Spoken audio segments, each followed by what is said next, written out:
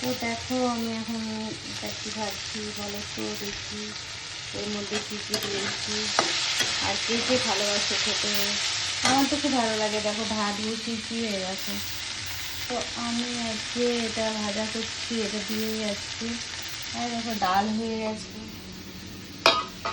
তো এটা দিয়েই আজকে ভাত খাবে, আর কিছু করিনি। কি হবে, একটাই তো জীবন, কি সব খাচ্ছি।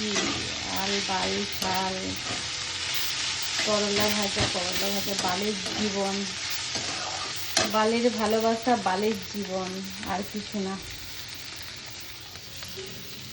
হ্যাঁ সত্যি তো, আর কিছু আছে জীবনে।